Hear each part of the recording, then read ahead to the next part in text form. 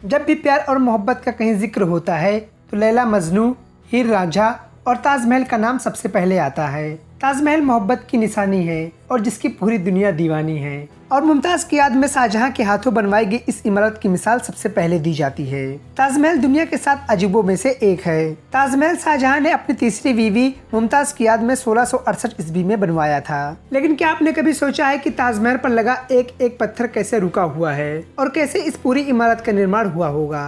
क्योंकि आज के दौर में जहां मजबूत सीमेंट से बनने वाली बड़ी बड़ी इमारतें और पुल जो कि मजबूत सीमेंट से बनाए जाते हैं फिर भी वो ढेर हो जाते हैं, तो फिर 1668 में बना यह ताजमहल आज तक कैसे टिका हुआ है? तो चलिए दोस्तों, बिना टाइम वेस्ट के वीडियो को स्टार्ट करते हैं।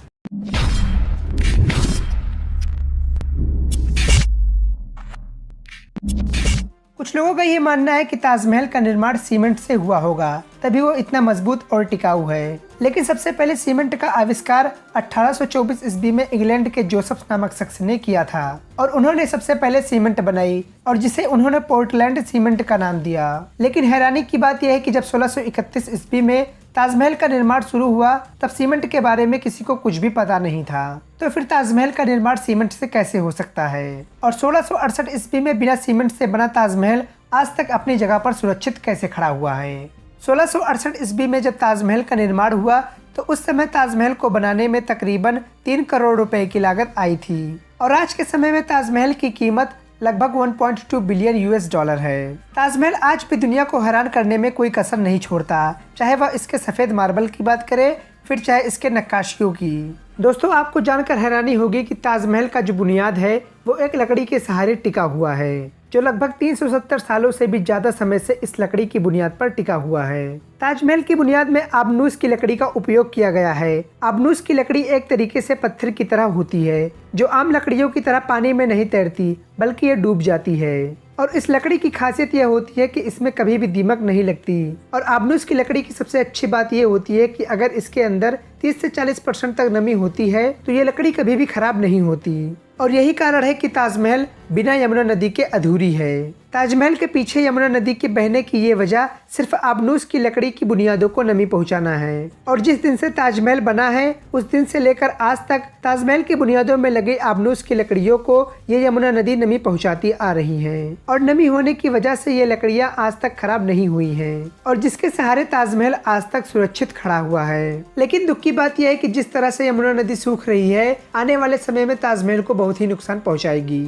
दोस्तों, आप लोगों के मन में एक सवाल तो जरूर आया होगा कि अगर ताजमहल का बुनियाद आबनूस की लकड़ी से बनाया गया है तो लकड़ी की बुनियाद के ऊपर पत्थर कैसे लगाया गया, जबकि लकड़ी पर तो पत्थर चिपकता ही नहीं। दोस्तों, आज के समय में मार्बल पत्थरों को चिपकाने के बहुत सारे तरीके हैं, लेकिन जब 1631 ईस्वी में ताजमहल का निर्माण हो रहा था तो उस समय संगमरमर और मार्बल पत्थरों को चिपकाने के लिए कुछ खास तरीके के मटेरियल का उपयोग किया गया था, जिसका नाम सरूज बताया जाता है। यह मटेरियल स्लाइम की चिकनी मिट्टी और इसके अलावा इस मटेरियल में गुड़, चीनी, दाल और गोंद जैसी चीजों का इस्तेमाल किया गया था, और इस मटेरियल की वजह से इन सभी को चिपकाया गया, जो आज के सीमेंट के मुकाबले कहीं ज्यादा मजबूत हुआ करते थे। ताजमहल में न सिर्फ संगमरमर के पत्थरों का इस्तेमाल किया गया है बल्कि और भी कई तरीके के बेशुमार पत्थरों का इस्तेमाल किया गया है, जैसे अकीक, एमेनाइट, फिरोजा, लेजुआर्ड मूंगा, सुलेमानी और लेसूनिया जैसे पत्थरों का इस्तेमाल किया गया था। और इसके अलावा कुछ और भी कीमती पत्थरों का इस्तेमाल किया गया था जो अलग अलग देशों से मंगवाए गए थे, और इन सब से मिलकर ताजमहल का निर्माण हुआ है। दोस्तों, क्या कभी आपने एक बात नोटिस की है कि ताजमहल के चारों मीनार ताजमहल की मेन इमारत से दूर बाहर की ओर झुके हुए दिखाई देते हैं? ऐसा इसलिए किया गया है कि अगर कभी भी किसी भूकंप की वजह से ताजमहल पर कोई नुकसान आ जाए तो यह चारों मीनार ताजमहल की मेन इमारत पर न गिरे बल्कि इमारत से दूर बाहर की ओर गिरे, जिससे ताजमहल को कोई नुकसान न पहुंचे। क्योंकि अगर ताजमहल के चारों मीनार गिर भी जाते हैं तो उसे आसानी से बनाया जा सकता है, लेकिन ताजमहल की मेन इमारत को बनाना असंभव सा है, और इसलिए ताजमहल के चारों मीनार ताजमहल की मेन इमारत से दूर बाहर की ओर झुके हुए दिखाई देते हैं।